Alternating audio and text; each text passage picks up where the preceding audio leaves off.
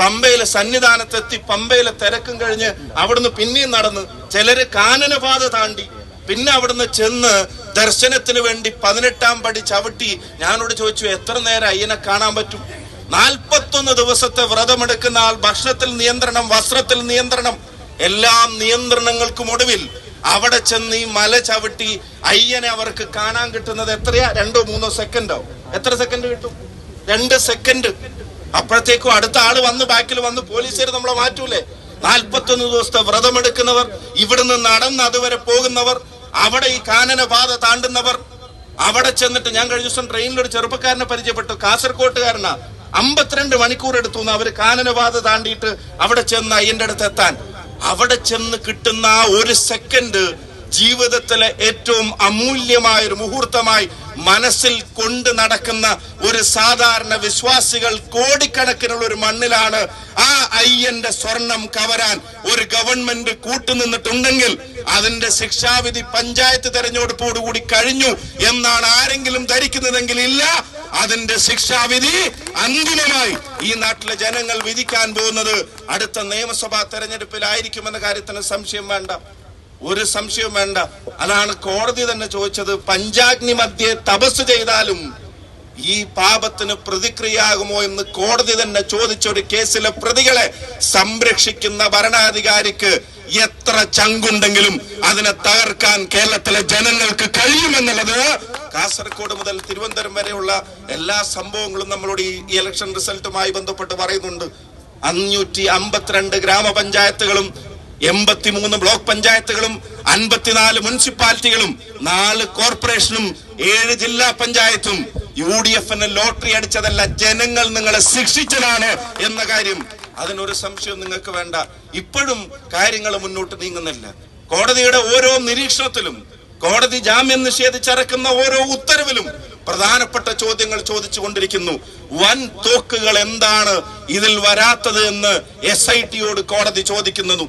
കോടതിക്ക് SITയുടെ മേലെയുള്ള സമ്മർദ്ദത്തെ, അതിനെ ഊഹിക്കാൻ കഴിയുന്ന തരത്തിലുള്ള ഇടപെടലുകൾ കോടതി നടത്തുന്നു. നിങ്ങൾ ആലോചിക്കണം, ഈ അന്വേഷണ സംഘത്തിന്റെ മേലെ ഗവൺമെന്റ് നടത്തുന്ന ഇടപെടലുകൾ തെരഞ്ഞെടുപ്പ് വരെയെങ്കിലും ഇതിന്റെയും മേലെയുള്ള നേതാക്കന്മാരുടെ അറസ്റ്റ് തടയാൻ കിണഞ്ഞ് ശ്രമിക്കുന്ന ഭരണാധികാരിയുടെ പേരാണ്, ആഭ്യന്തര വകുപ്പ് മന്ത്രിയുടെ പേരാണ് ശ്രീ പിണറായി വിജയൻ എന്ന് കേരളത്തിലെ ജനങ്ങൾക്ക് ബോധ്യപ്പെട്ടിട്ടുണ്ട്. കോടതികൾക്കും അത് ബോധ്യപ്പെടുകയാണെന്നുള്ള കാര്യത്തിന് സംശയം വേണ്ട. കിണഞ്ഞ് ശ്രമിക്കുക, തെരഞ്ഞെടുപ്പ് വരെ എങ്ങനെയെങ്കിലും ഇവരുടെ അറസ്റ്റിനെ ഒന്ന് ഒഴിവാക്കി കിട്ടാനുള്ള കിണഞ്ഞ പരിശ്രമത്തിന് നേതൃത്വം നൽകുക ഭരണ നേതൃത്വം. അതിന് കൂട്ടുപിടിക്കുകയാണ് ഭരണ നേതൃത്വം. ഞാനൊരു കാര്യം ചോദിച്ചോട്ടെ, പത്മകുമാർ എങ്ങനെ ഇപ്പോഴും പാർട്ടിയുടെ നടപടികൾക്ക് വിധേയനാവാതെ മാറി നിൽക്കുന്നത്? ഇതുപോലെ ഒരു കേസിൽ കോടതി ഞെട്ടിക്കുന്നതെന്ന് പറഞ്ഞ മൈൻഡ് ബ്ലോവിംഗ് എന്ന വാക്ക് കോടതി ഉപയോഗിച്ച ഒരു കേസിൽ, അങ്ങനെ ഒരു കേസിൽ ഉൾപ്പെട്ട ജില്ലാ സെക്രട്ടേറിയറ്റ് അംഗത്തെ, മുൻ MLA അവരുടെ പാർട്ടിയുടെ ആ കമ്മിറ്റിയിൽ നിന്ന് ഒരിക്കലും നീക്കം ചെയ്യാനോ നടപടിയെടുക്കാനോ സസ്പെൻഡ് ചെയ്യാനോ പോലും തയ്യാറാവാതിരിക്കുന്നതിന്റെ കാര്യവും കാരണവും പത്മകുമാറിന്റെ നടപടിയിലേക്ക് പാർട്ടി കടന്നാൽ പത്മകുമാറും സംസാരിച്ചു തുടങ്ങും. അത് സംസാരിച്ചു തുടങ്ങിയാൽ പിന്നെ പാർട്ടിക്ക് താങ്ങില്ല എന്നുള്ളത് അവരുടെ ഭരണത്തിലിരിക്കുന്ന ആളുകൾ തിരിച്ചറിഞ്ഞിട്ടുണ്ട്. എന്തേ കോടതി തന്നെ പറഞ്ഞില്ലേ, കഴിഞ്ഞ തട്ടിപ്പിന് കൂട്ടി നിൽക്കാനല്ലേ ഈ വിവാദങ്ങളൊക്കെ ഉണ്ടായിട്ടും വീണ്ടും ഇതേ പോറ്റിയെ തന്നെ കാര്യങ്ങൾ ഏൽപ്പിക്കാൻ ഇപ്പോഴത്തെ ദേവസ്വം ബോർഡും ശ്രമിച്ചത് എന്ന് കോടതി തന്നെ നേരിട്ട് ചോദിച്ചില്ലേ? ഒരു അഴിമതിക്ക് കൂട്ടുനിൽക്കുന്നതും ഒരു അഴിമതി ആവർത്തിക്കപ്പെടാനുള്ള സാഹചര്യം ദേവസ്വം ബോർഡിന്റെ തലപ്പത്തിരിക്കുന്ന ആളുകൾ നേരിട്ട് ചെയ്തു എന്ന് കോടതിക്ക് ബോധ്യപ്പെട്ടിട്ട് എന്തേ അവരിലേക്ക്, അറസ്റ്റിലേക്ക് ഇവിടുത്തെ അന്വേഷണ സംഘം കടക്കാത്തത് എന്ന ചോദ്യമല്ലേ അതിന്റെ ഉത്തരമായി വരുന്നത്? എന്ന് വെച്ചാൽ എന്താ, അവരെയൊക്കെ പിടിച്ചാൽ, പ്രശാന്തിനെ പിടിച്ചാൽ, കടകംപള്ളിയെ പിടിച്ചാൽ, ആ ആളുകളൊക്കെ പറഞ്ഞു വരുന്ന കാര്യങ്ങൾ അത് പാർട്ടിയുടെ തലപ്പത്തിരിക്കുന്നവർക്കും ഭരണ നേതൃത്വത്തിന്റെ തലപ്പത്തിരിക്കുന്നവർക്കും താങ്ങാൻ കഴിയാത്തതാണ് എന്നതുകൊണ്ടല്ലേ ഇപ്പോഴും ഒരു നടപടി പത്മകുമാറിനെതിരെ എടുക്കാത്തത്? നിങ്ങൾ ആലോചിക്കുക, പത്മകുമാർ പാർട്ടിക്കകത്തും പയ്യന്നൂരിലെ രക്തസാക്ഷിയുടെ ഫണ്ട് തട്ടിച്ചു എന്ന് തുറന്നു പറയേണ്ടത് വന്നതിന്റെ പേരിൽ കുഞ്ഞികൃഷ്ണൻ പാർട്ടിക്ക് പുറത്തും. അതാണ് ഇപ്പോഴത്തെ CPIM എന്നുള്ളത് അവരുടെ ആളുകൾ തന്നെ മനസ്സിലാക്കിയിട്ടുണ്ട്. ആ പാർട്ടിക്കകത്ത് 2 ആളുകളുണ്ട്, 2 വിഭാഗം ആളുകളുണ്ട്. ആ രക്തസാക്ഷി ധൻരാജ്, എന്താ പേര്, ആ രക്തസാക്ഷി പാർട്ടിക്ക് വേണ്ടി ജീവൻ ബലി അർപ്പിച്ചവൻ, ഏത് പ്രസ്ഥാനത്തിന് വേണ്ടി ജീവൻ ബലി കൊടുത്തവരും ധീരരായ രക്തസാക്ഷികൾ. ആ രക്തസാക്ഷിയുടെ കുടുംബത്തിന് വേണ്ടി എന്ന് പറഞ്ഞു പിരിച്ച കോടികൾ, ആ കോടികളെ സംബന്ധിച്ച് പാർട്ടി പറഞ്ഞിട്ട് അന്വേഷണം നടത്തിയ ആളുകൾ. ഇപ്പൊ ജില്ലാ സെക്രട്ടറി പറയുന്നുണ്ട് ഞങ്ങൾ പിരിച്ച പണം അതിന്റെ കണക്ക് നിങ്ങളോട് പറയേണ്ട ആവശ്യം ഞങ്ങൾക്കില്ല എന്ന് ജില്ലാ സെക്രട്ടറി പറയുന്നുണ്ട്. വേണ്ട, ഞങ്ങളോട് പറയണ്ട, മാധ്യമങ്ങളോട് പറയണ്ട. പക്ഷെ നിങ്ങളുടെ പാർട്ടി ഏൽപ്പിച്ച ഓഡിറ്റർ ഉണ്ടല്ലോ, പാർട്ടി ഏൽപ്പിച്ച ജില്ലാ കമ്മിറ്റി അംഗം, അയാളോട് പറയാൻ പാർട്ടിക്ക് ബാധ്യതയില്ലേ? ഞങ്ങൾ ആരെങ്കിലും ഉന്നയിക്കുന്ന ആരോപണമാണോ? മാധ്യമങ്ങൾ എവിടെന്നെങ്കിലും കുക്ക് ചെയ്ത് കൊണ്ടുവരുന്ന ആരോപണങ്ങളാണോ? അല്ലല്ലോ. അവിടെ ആ പാർട്ടി ഇത് ഓഡിറ്റ് ചെയ്യാൻ നിങ്ങൾ തന്നെ ഏൽപ്പിച്ച ആളുകൾ പറയുന്നു ദശലക്ഷക്കണക്കിന് രൂപയുടെ തട്ടിപ്പ് അതിനകത്ത് നടന്നിട്ടുണ്ട് എന്ന്. അയാളുടെ ചോദ്യങ്ങൾക്ക് വല്ല ഉത്തരവുണ്ടോ? അതിന് കൃത്യമായ വല്ല മറുപടി ഉണ്ടോ? ആ രക്തസാക്ഷി കുടുംബം, ഇന്നലെ ഇന്നും ചില ചിത്രങ്ങൾ പുറത്തു വരുന്നുണ്ട്. ആ രക്തസാക്ഷിയുടെ കുടുംബത്തിൽ ഒരു വിവാഹം, ആ വിവാഹത്തിൽ പങ്കെടുക്കുന്നത് പാർട്ടി പുറത്താക്കിയ കുഞ്ഞികൃഷ്ണൻ. ആ പങ്കെടുക്കുമ്പോ അടുത്ത് നിൽക്കുന്നത് ആ രക്തസാക്ഷിയുടെ, ധീരനായ രക്തസാക്ഷിയുടെ ഭാര്യ. അപ്പൊ ആ കുടുംബത്തിന്റെ അടുപ്പമാരോട് CPIM ചില വിഭാഗീയത ഉണ്ടായിട്ടുണ്ട്. അത് പഴയ പോലെ VS പിണറായി വിഭാഗീയതയല്ല. ഇപ്പോഴുള്ള വിഭാഗീയത ഭരണത്തെ സ്നേഹിക്കുന്നവരും പാർട്ടിയെ സ്നേഹിക്കുന്നവരും എന്നല്ല, രണ്ട് തട്ടിലേക്ക് ആ പാർട്ടിയുടെ ആളുകൾ മാറിയിട്ടുണ്ട് എന്നുള്ളതിന്റെ തെളിവാണ് കുഞ്ഞികൃഷ്ണനെ പോലുള്ള ആളുകൾ ഇത്തരം കാര്യങ്ങൾ പറയാൻ പുറത്തു വരുന്നത്, ഇത്തരം കാര്യങ്ങൾ ധൈര്യസമേതം പുറത്തു വരുന്നത്. അയാൾ പറഞ്ഞിട്ടുണ്ട് 50 വർഷം ഈ പാർട്ടിയിൽ പ്രവർത്തിച്ച എനിക്കറിയാത്തതാണോ ഈ പാർട്ടി എന്ന് കുഞ്ഞികൃഷ്ണനെ പോലുള്ള ആളുകൾ പറയുന്നു. അപ്പൊ രക്തസാക്ഷികളും പാർട്ടിയെ സ്നേഹിക്കുന്നവരും അവരൊരു വശത്താണെങ്കിൽ ഭരണത്തെ മാത്രം സ്നേഹിക്കുന്നവർ മറുവശത്താണ്. ആ ഭരണത്തെ മാത്രം സ്നേഹിക്കുന്നവരെ ചോദ്യം ചെയ്യാൻ കേരളത്തിലെ ജനങ്ങൾ തീരുമാനിച്ചതോടൊപ്പം പാർട്ടിയോട് സ്നേഹമുള്ള സഖാക്കളും ഈ ഭരണത്തെ മാത്രം സ്നേഹിക്കുന്നവരെ ചോദ്യം ചെയ്യുന്ന നാളുകളാണ് കേരളത്തിൽ ഇനി വരാനിരിക്കുന്നത് എന്ന കാര്യത്തിന് ഒരു സംശയം നിങ്ങൾക്ക് ആർക്കും വേണ്ട. അതുപോലെയാണ് അഴിമതിക്കാരെ സംരക്ഷിക്കുന്നത്.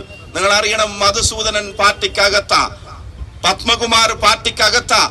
ഈ കുറയുന്ന ശബരിമല കൊള്ളക്കേസിൽ അറസ്റ്റ് ചെയ്യപ്പെട്ടവരാരും പാർട്ടി നടപടിക്ക് വിധേയമാവുന്നില്ല. പക്ഷെ പാർട്ടി രക്തസാക്ഷിയുടെ ഫണ്ട് അത് മോഷ്ടിച്ചു എന്ന് പാർട്ടിയോടും പൊതുസമൂഹത്തോടും പറഞ്ഞതിന്റെ പേരിൽ പാർട്ടിക്കകത്തുള്ള ഒരാൾ, അയാൾ ഇപ്പൊ പാർട്ടിയുടെ പുറത്താ, കുഞ്ഞികൃഷ്ണൻ. എന്നിട്ട് ജില്ലാ സെക്രട്ടറിയും ഗോവിന്ദ മാഷൊക്കെ വന്നിട്ട് പറയാണ് ഇതൊന്നും നിങ്ങളോട് പറയേണ്ട കാര്യമില്ല. കോൺഗ്രസിന്റെയും ലീഗിന്റെയും കാര്യമാണെങ്കിൽ കൺട്രോളർ ആൻഡ് ഓഡിറ്റർ ജനറലിനെ പോലെ പെരുമാറുന്ന ആളുകളാണ്. ഓഡിറ്റേഴ്സ് അസോസിയേഷന്റെ സംസ്ഥാന പ്രസിഡന്റിനെ പോലെ പെരുമാറുന്ന ഗോവിന്ദ മാഷ് ഈ കാര്യം ചോദിക്കുമ്പോൾ പറയുന്നത് നിങ്ങളോട് പറയേണ്ട കാര്യം ഞങ്ങൾക്കില്ല, നിങ്ങൾക്ക് ഈ പാർട്ടിയെ കുറിച്ച് ഒരു ചുക്കും അറിയില്ല എന്നുള്ളതാണ്. പക്ഷേ നമ്മളല്ല, ആ പാർട്ടിക്ക് അകത്തുനിന്ന് തന്നെ ചോദ്യങ്ങൾ വരുന്നു എന്നുള്ളതാണ്. പ്രിയപ്പെട്ടവരെ, ഈ സമരം അതുകൊണ്ട് തന്നെ കേരളത്തിനെ സംബന്ധിച്ചിടത്തോളം ഈ നാട്ടിലെ ജനാധിപത്യ വിശ്വാസികൾ, നാട്ടിലെ വിശ്വാസികൾ എല്ലാ ജാതി മത രാഷ്ട്രീയത്തിനും അതീതമായി ശബരിമല സ്വർണ്ണക്കേസിലെ മുഴുവൻ കള്ളന്മാരെയും വെളിച്ചത്ത് കൊണ്ടുവരണമെന്ന് ആഗ്രഹിക്കുന്നു. അവിടെ കട്ടവർ അവർ പാഠം പഠിക്കണമെന്ന് ആഗ്രഹിക്കുന്നു. ജനത പഞ്ചായത്ത് തെരഞ്ഞെടുപ്പിലൂടെ പറയാൻ ശ്രമിച്ചത് എന്താ? ദേവസ്വം ബോർഡ് എന്ന് പറഞ്ഞാൽ അയ്യന്റെ സ്വർണം കാക്കാനുള്ള ബോർഡാണ്, കക്കാനുള്ള ബോർഡല്ല എന്നുള്ളത് ഈ തെരഞ്ഞെടുപ്പ് കഴിഞ്ഞപ്പോ ജനം തെളിയിച്ചില്ലേ? അത് മനസ്സിലാവാതെ ഈ ഭരണ നേതൃത്വം ഈ കൊള്ളക്കാർക്ക് നൽകുന്ന ആ പിന്തുണയെ കേരളത്തിലെ കോൺഗ്രസ് പ്രസ്ഥാനവും കേരളത്തിലെ ഐക്യ ജനാധിപത്യ മുന്നണിയും ജനകീയമായി തന്നെ ചോദ്യം ചെയ്തുകൊണ്ടേയിരിക്കും. കാരണം കോടതിയുടെ സംശയങ്ങൾക്ക് പോലും ഇതുവരെ ദൂരീകരണമില്ല.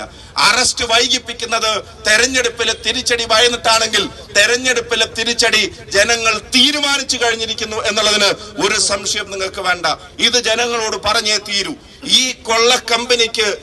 കള്ളക്കമ്പനിക്ക് കൂട്ടുനിൽക്കുന്നതും സംരക്ഷണം കൊടുക്കുന്നതും ആരാണ്? കേരളത്തിന്റെ ആഭ്യന്തര വകുപ്പ് മന്ത്രി തന്നെയാണ്. ഇവരുടെ എല്ലാം ചീഫ് പാട്രൺ എന്ന് പറയാതിരിക്കാൻ കഴിയില്ല. മുഖ്യ രക്ഷാധികാരിയായി സ്വയം അവതരിക്കുകയാണ്. ഗുണ്ടകൾക്ക് പോലീസിനകത്താണെങ്കിലും പുറത്താണെങ്കിലും, കൊള്ളക്കാർക്ക് പാർട്ടിക്ക് അകത്താണെങ്കിലും പുറത്താണെങ്കിലും സംരക്ഷണം ഒരുക്കുന്നവർ, ദേവസ്വത്തിന്റെ സ്വത്ത് കവർന്നവർ, അയ്യന്റെ സ്വത്ത് കവർന്നവർ, ശബരിമലയിലെ ദ്വാരപാലക ശില്പങ്ങളിലെ സ്വർണം, നിങ്ങൾക്ക് എല്ലാവർക്കും അറിയുന്ന കാര്യങ്ങൾ ഞാൻ ആവർത്തിക്കുന്നില്ല. ഗോൾഡ് പ്ലേറ്റഡ് എന്ന് പറഞ്ഞാൽ സ്വർണം പൂശിയതല്ല, അത് പതിച്ചതാണ്, പൊതിഞ്ഞതാണ്. അതിനെ മാറ്റിയിട്ടാണ് ചെമ്പ് മാത്രമേ ഞാൻ സ്വർണം പൂശുള്ളൂ എന്ന് പറഞ്ഞ സ്മാർട്ട് ക്രിയേഷൻസിലേക്ക് കള്ളത്തരം പറഞ്ഞ് അവരെല്ലാം കൂട്ടുപിടിച്ച് ഈ പ്രചരണം നടത്തിയത്. അറസ്റ്റിലായപ്പെട്ടവർ ഓരോരുത്തരും ആരാണ്? വാസുവിനെ പോലുള്ള ആളുകൾ, ഉമ്മൻചാണ്ടി സർക്കാർ അവിടെ ഈ ശബരിമലയിലെ യുവതി പ്രവേശന കാര്യത്തിൽ അത് വിശ്വാസത്തോടൊപ്പമാണ് നിൽക്കേണ്ടത് എന്ന് കൊടുത്ത സത്യവാങ്മൂലം അതിനെ അട്ടിമറിക്കാൻ, സർക്കാരിനെ കൊണ്ട് അതിനെ അട്ടിമറിപ്പിച്ച് ഇവിടെ പറയുന്ന ഈ യുവതി പ്രവേശനം സാധ്യമാക്കാൻ അതിന് കൂട്ടുനിന്ന ആള് വാസുവിനെ പോലുള്ള ആളുകളാണ്. പോലീസ് കളിക്കുന്ന കള്ളക്കളി നിങ്ങൾക്കറിയാം. ഇപ്പൊ അടുത്ത് അറസ്റ്റ് ആയപ്പെട്ട ഒരാൾ, ഒരു IPS ഉദ്യോഗസ്ഥന്റെ അച്ഛൻ, ആരോഗ്യ പ്രശ്നങ്ങൾ എന്ന് പറഞ്ഞ് അവിടെ പിടിച്ചിടാൻ നോക്കിയപ്പോഴും അവിടെ പോലീസിന്റെ SIT കോടതി നിർദ്ദേശം വന്നപ്പോ അവര് മഫ്തിയിൽ ചെന്നിട്ടാണ് അവിടുന്ന് പിടിച്ചു കൊണ്ടുപോകേണ്ട അവസ്ഥ വന്നത്. ഇപ്പൊ ഭരണകൂടം കൊള്ളക്കാർക്കൊപ്പമാണ്. ഭരണകൂടത്തിന് നേതൃത്വം നൽകുന്ന ആള് തന്നെയാണ് ഈ കൊള്ളക്കാരുടെ മുഖ്യ രക്ഷാധികാരി. പക്ഷെ ജനങ്ങളാണ് അധികാരത്തെക്കാൾ വലിയ ശക്തി എന്ന് തിരിച്ചറിയാത്ത ഈ ഭരണകൂടത്തെ അതിനെ താഴെ ഇറക്കാൻ നോക്കും, താഴെ ഇറക്കാൻ കാത്തിരിക്കുകയാണ്. ഒരവസരം കൂടെ പോളിംഗ് മെഷീൻ, ബാലറ്റ് മെഷീൻ മുമ്പിൽ വന്നാൽ നിങ്ങൾ നിസ്സംശയം എഴുതി വെച്ചോ, രക്തസാക്ഷികളെയും പാർട്ടിയെയും സ്നേഹിക്കുന്ന യഥാർത്ഥ സഖാവും ഇത്തവണ വോട്ട് ചെയ്യാൻ പോകുന്നത് ഐക്യജനാധിപത്യ മുന്നണിക്കായിരിക്കുമെന്ന കാര്യത്തിന് ഒരു സംശയവും വേണ്ട. മറ്റൊരു വിഭാഗമുണ്ട്, അവരിപ്പോ ഇവര് രണ്ടും തമ്മിലുള്ള വ്യത്യാസം പറഞ്ഞറിയിക്കാൻ ബുദ്ധിമുട്ടാവുന്ന തരത്തിലേക്ക് കാര്യങ്ങൾ മാറുകയാണ്. പ്രസ്താവനകൾ, രാജ്യത്തിന്റെ പ്രധാനമന്ത്രി കേരളത്തിൽ വന്നിട്ട് പറയാണ് INC എന്ന് പറഞ്ഞാൽ, ഇന്ത്യൻ നാഷണൽ കോൺഗ്രസ് എന്ന് പറഞ്ഞാൽ മാവോയിസ്റ്റ് മുസ്ലിം കോൺഗ്രസ് ആണ് എന്നുള്ളത്. ഇത്ര വലിയൊരു നിലവാര തകർച്ച, സ്റ്റേച്ചറിന് ചേരാത്ത തരത്തിൽ, പദവിക്ക് ചേരാത്ത തരത്തിൽ നിരന്തരം സംസാരിക്കുന്ന ഒരു പ്രധാനമന്ത്രി, തെരഞ്ഞെടുപ്പ് വരുമ്പോ ചെയ്ത കാര്യങ്ങളോ നേടിയ കാര്യങ്ങളോ പറയാൻ കഴിയാതെ ഇന്ത്യൻ റുപ്പി ഒരു ഡോളറിനെതിരെ 93 രൂപയായി കൂപ്പുകുത്തി താഴെ കിടക്കുമ്പോ അതിന്റെ താഴെ നിലവാരമുള്ളത് രാജ്യത്തിന്റെ പ്രധാനമന്ത്രിക്ക് മാത്രമാണ്. ബാക്കിയെല്ലാം ആ പറയുന്ന നിലവാരത്തിലേക്ക് മാറി. അങ്ങനെ കൂപ്പുകുത്തുമ്പോ അതിന് പറയാൻ മറുപടിയില്ല. പണ്ട് ഗുജറാത്തിന്റെ മുഖ്യമന്ത്രി ആയപ്പോ ഞാനാണ് ഇവിടെ ഭരിക്കുന്നതെങ്കിൽ ഇന്ത്യയുടെ രൂപ അതിന്റെ വിനിമയ നിരക്ക് ഇങ്ങനെ താഴില്ല എന്ന് ഉറച്ചുറച്ച് പ്രഖ്യാപിച്ച പ്രസംഗങ്ങൾ നിങ്ങൾ സോഷ്യൽ മീഡിയയിൽ കാണുന്നുണ്ട്. അതിന് എന്തെങ്കിലും ഉത്തരവുണ്ടോ?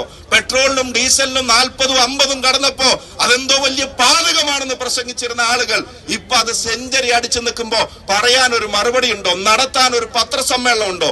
എന്തെങ്കിലും ചോദ്യത്തിന് ഉത്തരവുണ്ടോ? ഇനി അതും വേണ്ട. ഗ്യാസിന് സിലിണ്ടറിന് 400 ആയപ്പോ ഇവിടെ കുറ്റി കൊണ്ട് റോട്ടിലിറങ്ങിയിരുന്ന പല BJP നേതാക്കന്മാരും ഇത് 1000 കടന്നിട്ട് ഈ തെരുവിലെവിടെയെങ്കിലും കാണുന്നുണ്ടോ? ഇപ്പൊ ജനങ്ങളോട് പറഞ്ഞ കാര്യങ്ങൾക്ക് മറുപടി പറയാൻ കഴിയാതെ അതിന് പകരം നേരിട്ട് വന്ന് കുത്തിത്തിരിപ്പിനും ജനങ്ങളെ തമ്മിലടിപ്പിക്കാനും ഒരു പ്രധാനമന്ത്രി നേരിട്ട് പ്രസംഗിക്കുകയാണ്. കോൺഗ്രസ് എന്ന് പറഞ്ഞാൽ മാവോയിസ്റ്റ് ആണ്, മുസ്ലിം കോൺഗ്രസ് ആണെന്നൊക്കെ ഒരു പ്രധാനമന്ത്രി നേരിട്ട് പ്രസംഗിക്കുക. ആ പ്രധാനമന്ത്രി നേരിട്ട് പ്രസംഗിക്കുന്നതിന്റെ മുമ്പ് അതിന്റെ ടീസർ ആരാ പുറത്തുവിട്ടത്? രാജീവ് ചന്ദ്രശേഖരനല്ല. അതിന്റെ ടീസർ ആരാ പുറത്തുവിട്ടത്? സുരേന്ദ്രനല്ല. അതിന്റെ ടീസർ ആരാ പുറത്തുവിട്ടത്? VV രാജേഷ് അല്ല. പ്രധാനമന്ത്രിയുടെ പ്രസംഗത്തിന്റെ ടീസർ പുറത്തുവിടുന്നത് സജി ചെറിയാനാണ്. തെരഞ്ഞെടുപ്പിൽ ജയിച്ചവരുടെ പേര് നോക്കിയാൽ അറിയാമെന്ന് ഒരു CPM-ന്റെ മന്ത്രി സത്യപ്രതിജ്ഞ ചെയ്ത് ഭരണഘടന തൊട്ട് അധികാരമേറ്റൊരു മന്ത്രി പ്രസംഗിക്കുമ്പോ നാട്ടിലെ ജനങ്ങൾ തിരിച്ചറിയുന്നുണ്ട് CPM-ഉം BJP-യും തമ്മിലടിപ്പിക്കാൻ നിൽക്കുന്നു, ജനങ്ങളെ ഭിന്നിപ്പിക്കാൻ നിൽക്കുന്നു. രണ്ടുപേരുടെയും ഒരേ അജണ്ട, ഒരേ ശബ്ദം, ഒരേ ഛായ.